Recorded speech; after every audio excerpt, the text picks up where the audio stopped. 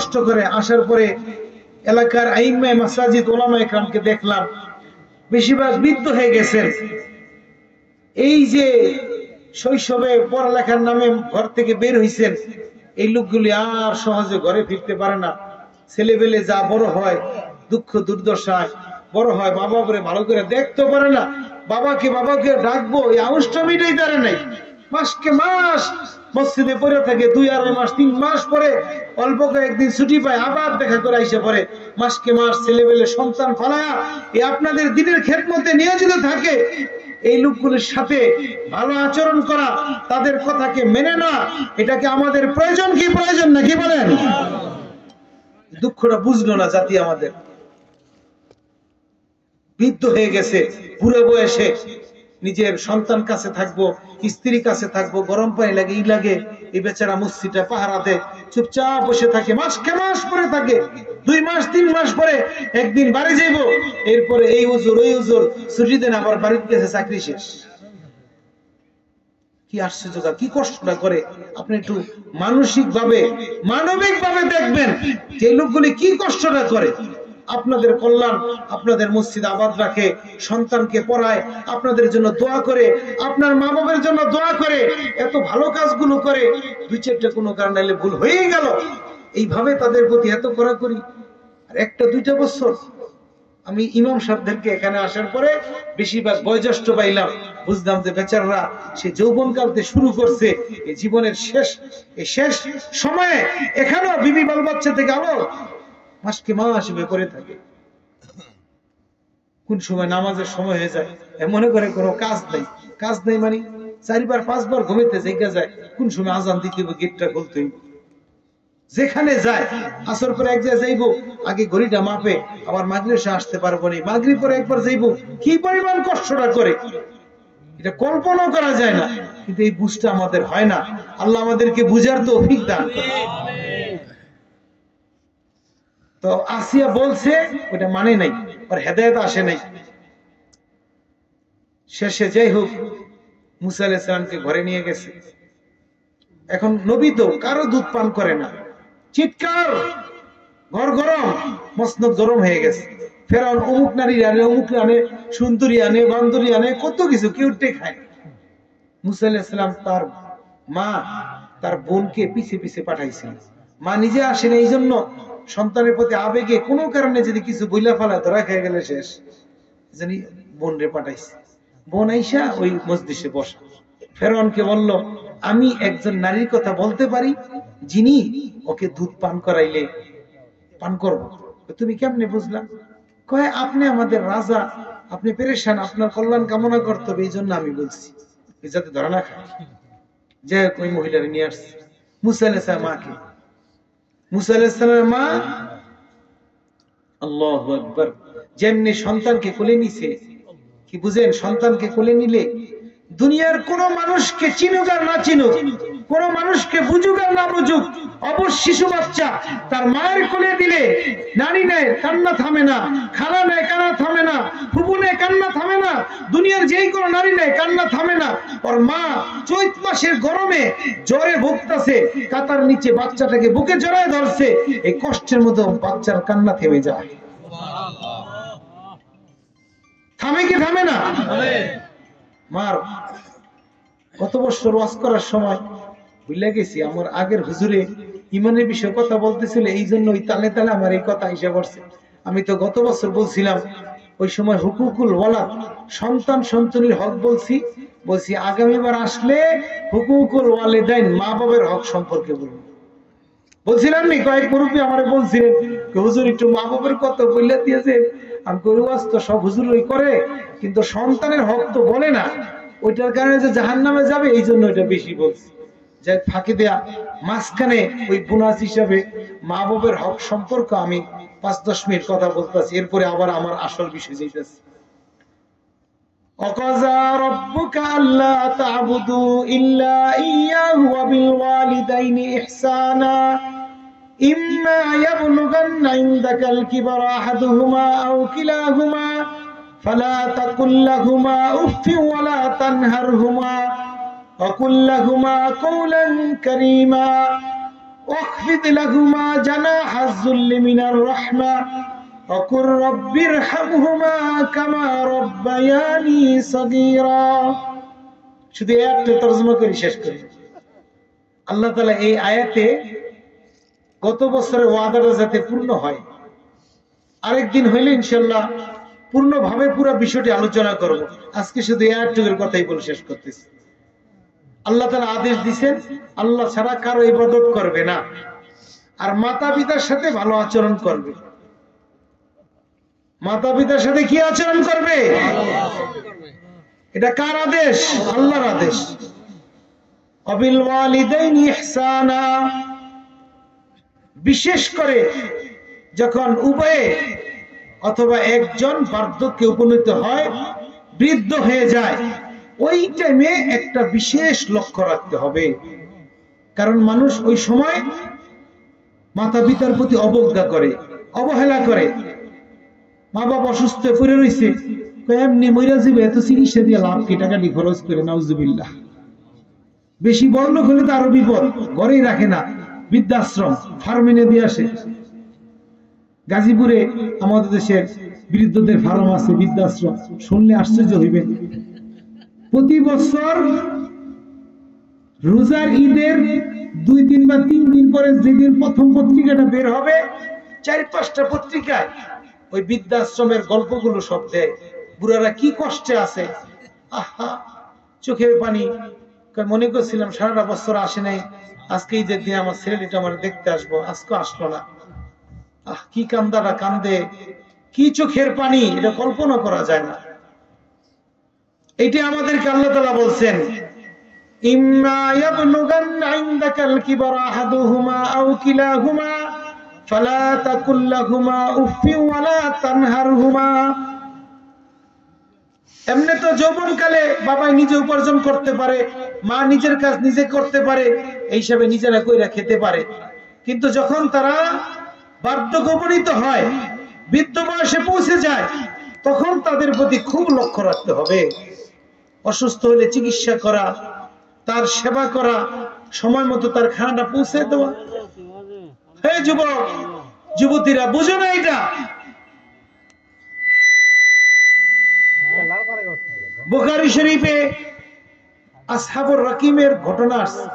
3 ব্যক্তি পাহাড়ের গুহায় আটকা পড়ছিল। পাথর খন্ড এসে পাহাড়ের গুহার মুখ বন্ধ হয়ে গেছে। বাঁচবো কিভাবে? 3 জনের সিদ্ধান্ত, জীবনের সবচেয়ে বড় আমল দিয়ে আল্লাহর কাছে দোয়া করো, আল্লাহ মাফ করে দিব।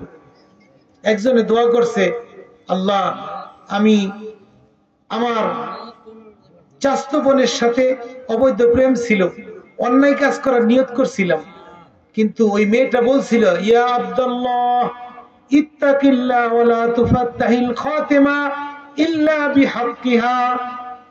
বলছে এটা অন্যায় ভাবে করো না, যেটা ন্যায় ভাবে বিবাহ সিস্টেম এইভাবে করো, অন্যায় ভাবে এটা করো না। বলছে আল্লাহ তোমার ভয়ে ওই দিন আমি অন্যায় কাজ করি নাই। হাদিসে আর সেটা বলার পরে মুখের থেকে, গুহার মুখ থেকে পাথর খন্ড অল্প একটু সরছে, অক্সিজেন যায়, বাতাস যায়, একটু বাইরন যায় না। দ্বিতীয় ব্যক্তি শ্রমিক, তার হক পাওনা তাকে যথাযথ পৌঁছে দিয়েছিল। লম্বা ঘটনা, এই জন্য সংক্ষেপ করলাম। বলছে আল্লাহ তুমি মাফ করে দাও, একটু কমছে। তৃতীয় ব্যক্তি বলছে, ইয়া রব্বি, আমি আমার মা বাপের খেদমত করতাম, আমি রাখাল, দৈনিক সারাদিন গরু ছাগল গুলো চড়ায়া, উট চড়ায়া যখন সন্ধ্যায় বাড়ি ফিরতাম, প্রথমে যে আমি দহন করে আমার মা বাপকে খাওয়াইতাম, এরপরে সন্তানদেরকে দিতাম, বিবি বাল বাচ্চাকে দিতাম। একদিন আমি আসতে আসতে অনেক দেরি হয়ে যায়, আইসা দেখি রাত হয়ে গেছে, মা বাপ ঘুমায় গেছে। আমি দুধ নিয়ে তাদের শিওরে দাঁড়ানো, বাচ্চাগুলো আমার কাছে অনেকবার চাইছে, আমি দেই নাই, কিন্তু মা বাপকে খাওয়ায় না, দিব না। এইভাবে করতে করতে সকাল হয়ে যায়। ভোরে মা বাপ জাগার পরে প্রথমে আমি তাদেরকে দুধ পান করাইছি, এরপরে আমার সন্তানকে পান করাইছি। আল্লাহ যদি তোমার জন্য এই কাজ করে থাকি, আজকে আমাদেরকে বিপদ থেকে উদ্ধার করে দাও। হাদিসে আছে, বলার পরে তাদের মুখের পাথর খুলে গেছে। ইম্মা ইয়াবলুগান্না ইনদাকাল কিবারা আহাদুহুমা আও কিলাহুমা, বিশেষ করে এই শেষ বয়সে, এই টাইমে মা বাপ সন্তানের প্রতি মুহতাজ হয়ে যায়। যৌবনকাল তার শক্তি থাকে, সে নিজেই তো সন্তানকে লালন পালন করে খাওয়াইছে, কিন্তু এই বৃদ্ধ বয়সে এখন সে সন্তানের প্রতি মোকাপেক্ষী হয়ে গেছে। আর এই টাইমে যদি সন্তান ঘুরে বসে, এই টাইমে যে সন্তান তার সাথে মন্দ আচরণ করে, বাচ্চা তুমি কি দেখো নাই? তুমি কি তোমার বাচ্চার কথা বুঝো না? শৈশবে যখন তুমি মা বাপের কোলে ছিলে, কত চিৎকার করেছো। মা বাপ নিজের আরাম আয়েশ ছেড়ে তোমার চিকিৎসার জন্য মধ্যরাতে সে বাজারে দৌড়াইছে, যে ওষুধ আনছে, কত কষ্ট করছে। যখন ঈদের রাত্রে বাবা নিজের জন্য নতুন জামা কিনতে পারে নাই, কত কষ্ট করে পরিশ্রম করে নিজের জমানোর টাকাগুলো বের করে তোমার গায়ে নতুন জামা জড়াই দিছে। তুমি খুশিতে মুস্কি হাসি দিয়েছো, বাবার অন্তরটা ভরে গেছে। কিন্তু বাবার গায়ে তো পুরান জামাটাই ছিল, বাবাই তো নতুন জুতাটা পরে নাই, কিন্তু তোমার পায়ে নতুন জুতাটা দেখে বাবাই খুশি হয়ে গেছে, মায় আনন্দিত হয়ে গেছে। আর এখন বৃদ্ধ বয়সে আইসা নিজের আনন্দের সময় মা বাবার কথা মনে থাকে না। আল্লাহর আদেশ এইটা মেয়ে তাদের প্রতি, এই সময়টা সন্তানের প্রতি মা বাপ মোকাপেক্ষী হয়ে যায়। এইটা আমি খুব ভালো করে লক্ষ্য রাখতে হবে। ইম্মা ইয়াবলুগান্না ইনদাকাল কিবারা আহাদুহুমা আও কিলাহুমা ফালা তাকুল লাহুমা উফফি ওয়ালা তানহারহুমা। এই সময় ওরা বয়স বৃদ্ধ হয়ে গেলে মানুষ বলে ছোট বাচ্চা আর বুড়া পরে একরকম হয়ে যায়। আবেদন নিবেদন এক এক সময় এক একটা করে। বাচ্চারে বললে খা, কয় খাইবো না, আবার কয় খাইস না, কয় খামু, খাওয়াইছি একটু পরে কয় খাওয়াই নাই, এই উলট পালট বলে। তো বাচ্চারা তো কেউ কোনো কিছু বলে না, তাকে আদর যত্ন করে। তো মা বাবা বৃদ্ধ বয়সে আল্লাহ তাআলা ওই কথা বলতেছেন, ওয়ালা তাকুল্লাহুমা উফফি ওয়ালা তানহারহুমা। ওদেরকে কখনো এরকম কথা বইলো না যার কারণে তাদের মুখ দা উফ চলে আসে, এই কথা বলো না। ওয়ালা তানহারহুমা। যুবক যুবতী তরুণরা মা বাপরে ধমক দেয়, আহা মায় কাপড় চোপড় ধোয় না, কি ধমকটা দেয়, মনে হয় যে কাজের মেয়ে। বাবারে কোনো কিছু করে না, কি ধমকটা দেয়, কি কষ্টে বেচারারা বৃদ্ধ হয়ে গেছে, এখন শক্তি নাই। যতদিন শক্তি ছিল তোমাকে খাওয়াইছে, তোমার প্রতি মোকাপেক্ষী ছিল না, এখন বেচারা পেরেশানি পড়ছে, এখন তুমি তাকে ঘুরে পড়ছো। আল্লাহর আদেশ, ওয়ালা তানহারহুমা ওয়া কুল লাহুমা কওলান কারীমা।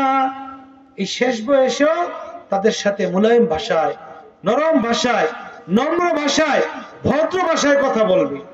আব্বা আমি তো পারতাছি না, আপনি এরকম করলে হয় না, সুন্দর করে বলতে হবে। হ্যাঁ আপনি এরকম করলেন কে, রাখবেন এরকম, ধমক দিবে না। এটা মা বাবার সাথে আচরণ। অকুর রব্বির হামহুমা কামা রব্বায়ানি সগীরা। মাওলানা কারীমের কাছে দোয়া করে, আল্লাহ আমি যখন শৈশবে ছিলাম ছোট, কত চিৎকার করেছি, কিন্তু মা তো আমাকে ফেলে দেয় নাই। আহা পেশাব পায়খানা করে মারে কতবার ভিজায় ফেলাইছি, এই প্রচন্ড শীতে মা এই কাপড় বদলাইতে বদলাইতে সব শেষ, মার উন্না শেষ, মার কাপড় শেষ, আঁচল শেষ, সব ভিজে গেছে। মায় ভিজা কাতার মধ্যে শুয়া আমাকে তার সেই সুন্দর কাপড় দা পেঁচায়া আমাকে উষ্ণতা দান করেছে। আমি তার সেই উমিয়ে উষ্ণতায় আরামে নিদ্রা যেতাম। মায় তো আমাদের কোনোদিন ফিকা ফেলায় দেয় নাই, একদিন একটা ধমক দেয় নাই। আর যুবক তুমি তোমার মাকে এখন ধমক দাও, তোমার বাবাকে মন্দ বলো। ওয়ালা তানহারহুমা ওয়া কুল লাহুমা কওলান কারীমা। তাদের সাথে ভালো আচরণ করো। রাশিয়াতে 1960 বা 70-এর দশকে এই সময়ের ভিতরে একবার কঠিন ভূমিকম্প হয়েছিল, ইতিহাসে আছে, আমি ওই ইতিহাসটা পড়ছি। ভূমিকম্প হওয়ার পরে একটা বড় বিল্ডিং, ওই সময়কালের 2 থেকে 3 তলা হবে, এরকম ভেঙে গেছে। আন্ডারগ্রাউন্ডে মা আর শিশু বাচ্চা ওই যে নিচে তলায় ছিল, আটকা ছিল। 4 দিন পরে মা এবং শিশু বাচ্চাকে উদ্ধার করা হয়। মা দুর্বল হয়ে গেছে, শিশু বাচ্চা দুর্বল ছিল, কিন্তু তারা এমন একটা পয়েন্টই ছিল যেখানে ইট পাটকেলের কোনো আঘাত লাগে নাই, যার কারণে ভিতরে বেঁচে গেছে। কিন্তু এখন মহিলাটার একটা আঙ্গুলের মাথা কাটা ছিল। তো ডাক্তাররা জিজ্ঞেস করলো, তোমার তো সবই ভালো, এই রোগ কাটলো কেমনে? আহ, শুনেন ভাইয়েরা, মার সাথে মন্দ আচরণ, মা চোখের পানি ছেড়ে দিছে, বলছে প্রথম 2 দিন তো দুধ আইছিল, আমার তো খাবার নাই, 2 দিন পরে তো আমার খাবার নাই, এখন আর দুধ তো আসে না, বাচ্চা তো মরে যাবো। তখন আমি কি করবো, আমার দাঁত দিয়া এই আঙ্গুলটা কাটছি, কাইটা ওই যখন ওই চিৎকার পারতো আমার এই রক্ত ওর মুখে দিয়ে দিতাম, ওই চুষা খেয়ে খেয়ে কদিন বেঁচে রইছে। মা, প্রত্যেকের মা শৈশবে এরকম কষ্ট করছে। মুরগি ডিম পারে, মার শরীরটা দুর্বল, ডাক্তারে কইছে আপনি ডেইলি একটা ডিম খাইবেন, কিন্তু ছেলেটা লেখাপড়া করে বা কাজে যায়, মা খায় না, চুপে চুপে রাখাই দেয়, সিদ্ধ করে ওরে খাওয়াই দেয়, মার শরীরটা দুর্বল থাকে, কিন্তু বাচ্চারে ডিম খাইছে, এই ডিম খেয়ে সবল হইয়া এখন মায়ের দুর্বল হয়ে গেছে, মানে মারে ধমক দেয়, এখন মারে ধমক দেয়। আল্লাহ তাআলা বলতেছেন ওয়ালা তাকুল লাহুমা উফ ওয়ালা তানহারহুমা ওয়া কুল লাহুমা কওলান কারীমা। যখন বৃদ্ধ হয়ে যাবে ওদের তবিয়তের মধ্যে এক প্রকার পরিবর্তন আসবে, একটু পেনপেনাইবো, আরো বিভিন্ন কথাবার্তা একটু বেশি বলবো, কিন্তু তুমি এগুলো কখনো ধমক দিবে না, তার সাথে তখনও দয়া পরশে থাকবে।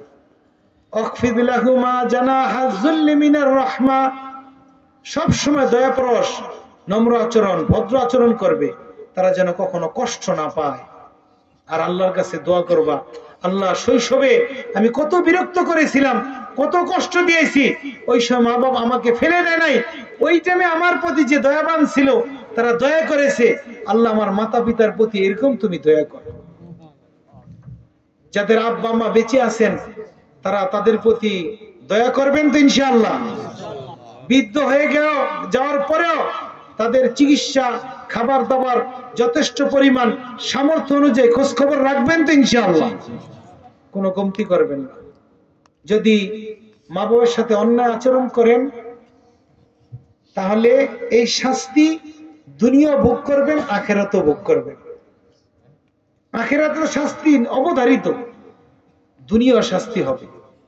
এমন কি যদি মা বাবার সাথে অন্যায় করেন, মা বাপ যদি বদদুয়া দিয়ে দেয়, পরে যদি মাফও করে দেয়, আখিরাতে মাফ হবে, দুনিয়াতে এর কিছু শাস্তি পাইবেন, মাফ পাইবেন না পুরা, সাবধান।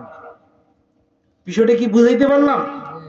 মা বাবার সাথে মন্দ আচরণ করলে এর শাস্তি দুনিয়া আখিরাতে সব জায়গায় পাইবেন। অন্যায় করলে যদি মা বাপ বদদুয়া দিয়ে দেয়, এরপরে যদি মাফও করে দেয়, আখিরাতে মাফ হবে, দুনিয়া কিছু শাস্তি পাই যাবেন। মুসলিম শরীফের 2য় খণ্ডে একটা ঘটনা আছে। জুরাইজ নামে এক বুজুর্গ ছিল বনি ইসরাইলের, সে একদিন নামাজ পড়তেছিল, ইতিমধ্যে তার মা ডাকছে, জুরাইজ।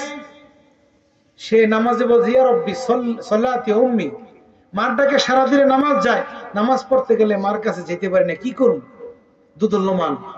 নিয়ম হলো মা বাপ যদি ইমার্জেন্সি ডাকে, আমি নামাজে আসি এটা যাই না, মা বাপ ইমার্জেন্সি ডাকছে, তো ডাকের ধরনে বুঝতে পারবো যে তাদের নগদ কোনো বিপদ হয়েছে, ওই সময় নামাজ বাদ দিয়ে তার কাছে যেতে হবে।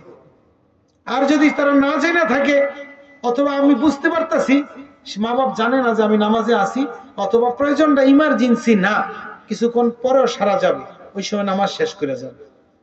ওই জরুরত এরকম ছিল, নগদ যাওয়ার দরকার, ওর মা ওরে বদদুয়া দিছে, আল্লাহ তোরে যেন কোনো বেশ্যা নারীর মুখ না দেখেন আমারে। কিন্তু ওই জমানার শ্রেষ্ঠ ওলি ছিল জুরাইজ, বনি ইসরাইলের শ্রেষ্ঠ বুজুর্গ ছিল ওই সময়। কয়েকদিন পরে উনি যে জায়গায় ইবাদত করতেন ওর পাশে এক দাসী থাকতো, দাসী এক লোকের সাথে অন্যায় কাজ করে গর্ভধারণ করছে। এখন লোকদের কাছে যারা বিরোধী পার্টি ওরে ভাও করছে টাকা দিয়া, যুগে যুগে এই ঘটনা বহুত চলছে, টাকাটা ভাও করছে, কয় ওই হুজুরের নাম কইবা, এই হুজুরের বাচ্চা। লোকেরা জিজ্ঞেস করলো যখন বাচ্চা প্রসব হয়েছে, আইনালাকে হাজা, আরে এইটা কই থেকে আসলো, জুরাইজের কথা বলে দিছে। লোকেরা যায় জুরাইজের নামায়া উত্তম মাধ্যম, বেচারা বলতেছে কি হয়েছে আগে বলো, এই ঘটনা ঘটেছে আবার কি বলবো। তো যেহেতু আল্লাহর ওলি, এই জন্য ওই বাচ্চা যেটা মাত্র ভূমিষ্ঠ হয়েছে, পরে বল সিয়া বাবুস মান আবুকা, একদিনের বাচ্চা কি কথা বলে সাধারণত? জিজ্ঞাসা করছে তোর বাবাই কি, তো ওই শিশু বাচ্চাটা ওর বাবার নাম রাখালের নাম বলে দিচ্ছে। তো বলার পরে পরে বাচ্চা গেছে, বলছে আপনার ঘর এবাদত খানা আমরা স্বর্ণের উপর ইটটা বানাবো, ওইটি কিচ্ছু লাগবো না, ওই যে মাটির ডাস ওইটি বানাই দিন। কিন্তু পরে মুহাদ্দিসিনগণ লিখছেন যে দুনিয়াতে যদি মা বাপ বদদুয়া দেয়, মাফ করে দেয়, ওর কিছু শাস্তি দুনিয়া পেয়ে যাবে। এই যে শাস্তিটা এসে পড়ছে, কোন অন্যায় করে নাই, ওই যে বদদুয়া দিছিল। এই জন্য কারো যদি অন্যায় করে থাকেন, আজকে রাত্রে যায় মা বাবার কাছে মাফ চাইবেন। মারা যাওয়া থাকলে কাল আগামীকাল কবর জিয়ারত করবেন, তাদের জন্য সদকা করবেন, আল্লাহর কাছে দোয়া করবেন যে আল্লাহ যেন মা বাপকে আপনার প্রতি খুশি করে দেয়, আর আপনার অপরাধটা আল্লাহ তাআলা মায়ের মাধ্যমে বাপের মাধ্যমে মাফ করে দেয়। এটা বলতে থাকি। যাই হোক, আমি মাঝখান দিয়া ফেরাউনের স্ত্রীর কথা বলতে যে মুসা আলাইহিস সালামের মা আসছে, ওই মার কথা বলতে যে আমি এই বিষয়টা বলছি। এখন আমাদের আলোচ্য বিষয় শুরু করছি, ঈমান, আল্লাহ এবং তার রাসূলের কথার প্রতি পূর্ণ আস্থাবান হওয়া। মুসা আলাইহিস সালামের মা এই কথা বলে বক্সে ফেলে দিয়েছেন, রাজমহলে চলে গেছে। মুসার মা যাওয়ার পরে বাচ্চা তো মুসা তো দুধ পান করে ফেলাইছেন। ফেরাউন বলতেছে যে তুমি আমাদের এখানে থাকো, বলতেছে আমার সংসার আছে, বাল বাচ্চা আছে না, এখানে থাকলে কেমনে হবে? ঠিক আছে, বাচ্চা নিয়ে যাও, প্রতিদিন লালন পালন করবা, মাঝে মধ্যে আমাকে দেখায় নিয়ে যাইবা, আর এখন থেকে তুমি মাসিক বেতনও পাইবা। ইয়া আইয়ুহাল্লাযীনা আমানু আমিনু বিল্লাহি ওয়া রাসূলিহি, হে ঈমানদারগণ, আল্লাহ এবং তার রাসূলের প্রতি ঈমান আনো, তাদের কথার প্রতি আস্থাশীল হও, পূর্ণ বিশ্বাস করো। দেখো মুসার মা আল্লাহর কথাকে বিশ্বাস করে বক্সে ভরে সন্তানকে পানিতে ফেলে দিয়েছে। আল্লাহ তাআলা তার প্রতি কি পরিমাণ খুশি হয়েছেন, সন্তানও ফেরত দিয়েছেন, আবার তার সাথে মাসিক বেতনও ব্যবস্থা করে দিয়েছে। বিশ্বাস এরকম হইতো। হযরত মুসা আলাইহিস সালাম নবী হইলেন, ফেরাউনের বাহিনীর সাথে মোকাবেলা হয়েছে। কি পরিমাণ আল্লাহর প্রতি আস্থাশীল। মোকাবেলা হবে, মুসা আলাইহিস সালামের হাতে লাঠি, আর সব জাদুকর ৭০,০০০ জাদুকর, ওরা সবাই নিয়ে আইছে রশি মশি, এগুলি সব ফালাইছে, সাপ হয়ে গেছে। এখন আপনি যদি দেখেন এদিক দিয়ে সাপ আসতেছে, আর আমাদের সবার হাতে একটা করে লাঠি থাকে, লাঠি কি ফালাই দিব না মজবুত করে আরো ধরবো? ভালো করে আর ধরতে হইব না, কারণ সাপ মারতে হইব। সাপ আসলে আমরা যদি বলি এই মেয়ে সাপ আইতাছে, সবাই লাঠি মুঠি ফালাই চুপচাপ বইয়া থাকেন, তো সবাই দি বলবো এটা বোকা মানুষ। আল্লাহ বললেন ৭০,০০০ সাপ আসতেছে, মুসা আলাইহিস সালামকে বলছে আলকি আসাকা, লাঠি ফালাই দাও। আমাদের যুক্তি বলে লাঠিটা করে ধরতে হবে, আর আল্লাহ বলতেছে লাঠি ফালাই দাও। আল্লাহর কথা বিশ্বাস করে যেমনি তিনি লাঠি ফালাইছেন, সাথে সাথে এত বড় সাপ হয়েছে, এই সব সাপ খাওয়া ধরছে। এখন বরকত কি হয়েছে? আল্লাহর কথা মাইনা নিচে লাঠি ফালাইছে, নিজের সুরক্ষা তো হয়েছেই, নিজে তো বাঁচছে নেই, সাথে সাথে ৭০,০০০ জাদুকর সবাই মুসলমান হয়ে গেছে। ইয়া আইয়ুহাল্লাযীনা আমানু আমিনু বিল্লাহি ওয়া রাসূলিহি, আল্লাহ এবং তার রাসূলের কথার প্রতি পূর্ণ বিশ্বাস রাখতে হবে। দুনিয়া আখিরাতের সফলতা, সুখ শান্তি, নিরাপত্তা সবকিছু আল্লাহ তাআলা তার আদেশ মানার মধ্যেই রাখছে। এখন আমাদের তো বিশ্বাস হয় না। ব্রিটিশ আমলে ইংরেজদের আদালতে একটা মামলা হয়েছিল ভারতের হরিয়ানা প্রদেশে। ভারতের পাঞ্জাব প্রদেশ, ওর আগের প্রদেশ হরিয়ানা, ওর আগের প্রদেশ উত্তরপ্রদেশ, এর আগেরটা হলো বিহার, এর আগেরটা হলো এই যে বাঙ্গাল, পশ্চিম বাংলা। পশ্চিম বাংলার পরে বিহার, বিহারের পরে উত্তরপ্রদেশ, উত্তরের পরে পড়ছে পূর্ব পশ্চিম উত্তর কোনায় হরিয়ানা, এরপরে পাঞ্জাব। তো ওখানে একটা জমি নিয়ে হিন্দু মুসলিমদের মধ্যে লড়াই হয়েছে, কোর্টে মামলা হয়েছে। হিন্দুরা দাবি করছে এই জমি মন্দিরের ছিল, এটা পাইলে তারা মন্দির বানাইবে। মুসলমানদের দাবি এটা মসজিদের জায়গা, এটা পাইলে তারা মসজিদ বানাইবে। ইংরেজ জজ ফিকির করলো যে এখানে যদি ফায়সালা দেওয়া হয় তাহলে হিন্দু মুসলিম দাঙ্গা লাগবে, পেরেশানি হইব। এই জন্য সে কালক্ষেপণ করতে আসে। করতে করতে এক সময় হিন্দুরা বলছে মুসলমানদের একজন নেতা আছে, ওনার নাম হলো হযরত মাওলানা ইদ্রিস কান্দলবী রহমতুল্লাহ আলাইহি। তিনি ওই সময় দেওবন্দ মাদ্রাসার শাইখুত তফসির বিভাগের প্রধান ছিলেন। ওনার বাড়ি ছিল হরিয়ানা। ওই মুসলমানদের নেতা যদি আইসা ফয়সালা করে, উনি যা বলে আমরা এটা মাইনা নিব, হিন্দুরা বলছে। তখন হিন্দুরা বলার পরে খ্রিস্টান জজ মুসলমানদেরকে জিজ্ঞাসা করলো যে ওই মৌলভী ইদ্রিস কান্দলবী যদি আইসা রায় দেয় তোমরা মানবা? মুসলমানরা খুশি, আমাকে নেতা ফয়সালা দিব, হ্যাঁ আমরা মানবো। আর হিন্দুরা তো দাবি জানাইছে যে হ্যাঁ আমরা মানবো। ওনাকে ডাকা হইলো, রায় দিছে। উনি বলছে এই আমার রায় মানবো সবাই? হ্যাঁ। এই জমি হিন্দু গইছিল, আমি যতটুকু জানি দলিল প্রমাণ জমি হিন্দু গইছিল। এবার হিন্দুরা বলতেছে মুসলমানরা এটা টাকা খেয়েছে, আগে বাবক্কর করে আনছে, অগো পক্ষে ফয়সালা দিয়েছে, আমগো পক্ষে ফয়সালা কেন দিল না? এখন তার নিরাপত্তা দরকার। জজে বলছে হিন্দুরা তার গ্রাউ করে দিয়ে কোটেতে বাড়ি করে নিয়ে যেতে আছে। কতক্ষণ যাওয়ার পরে হিন্দুকে বসাইছি, কে মিয়া তোমরা যে আমারে ফায়সাল মানলা, কারণটা কি? সালিশ মানলা যে আমি তো মুসলমান। আমরা জানি আপনি জীবনে কখনো মিথ্যা বলবেন না, আর এটা তো আপনি জানতেন এটা এই ঘটনা। তাহলে আমি কখনো মিথ্যা বলি না? হ্যাঁ। এটা বিশ্বাস করো? হ্যাঁ। তা আল্লাহ তাআলা একজন, আমাদের নবী মুহাম্মদ সাল্লাল্লাহু আলাইহি সাল্লাম, এটা তো সত্য কথা।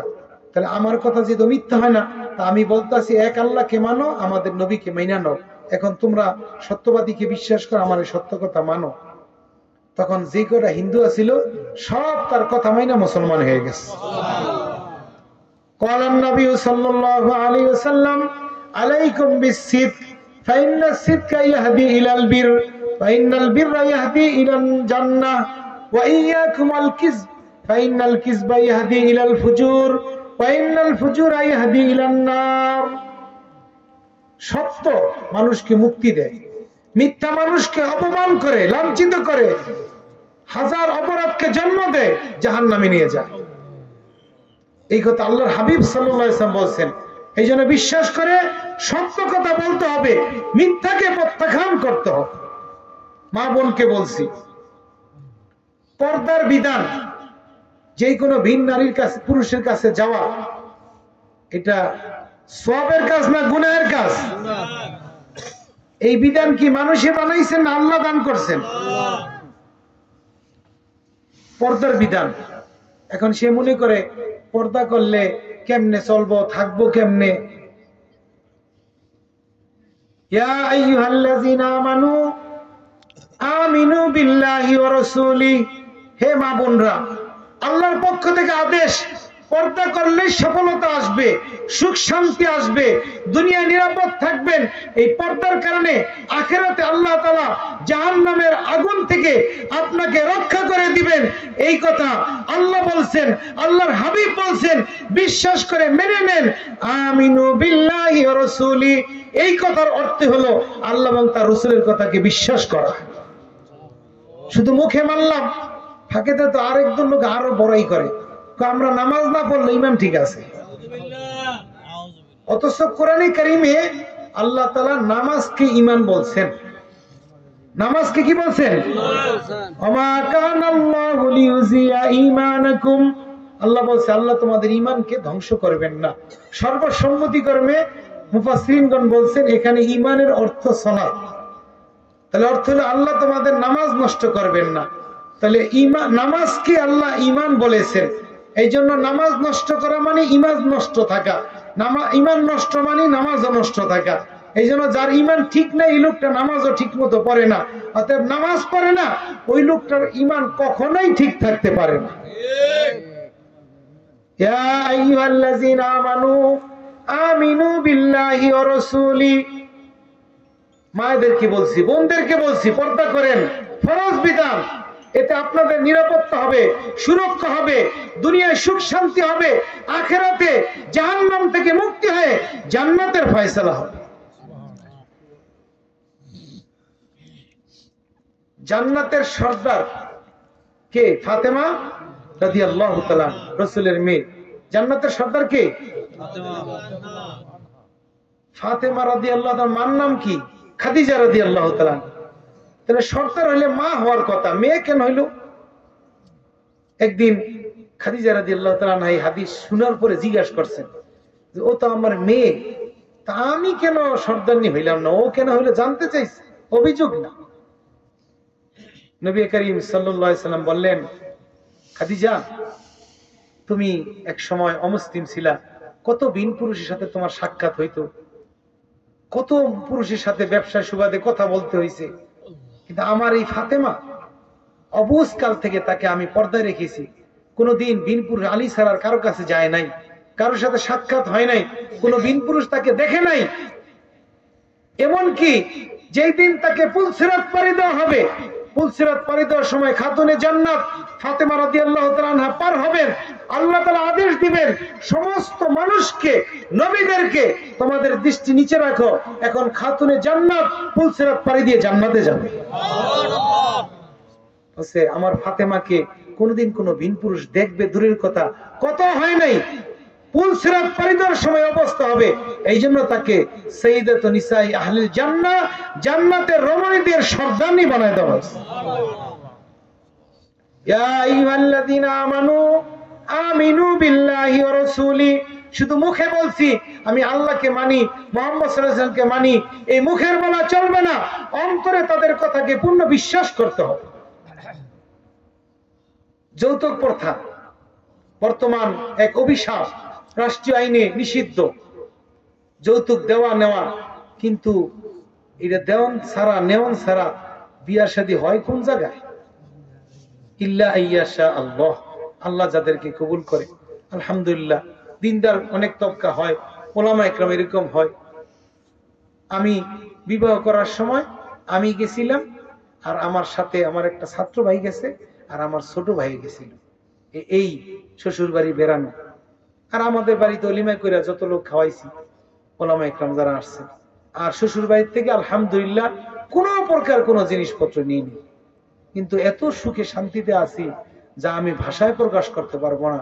মনে হয় যে জান্নাতেই থাকি, এটা ভাষায় প্রকাশ করতে পারবো না।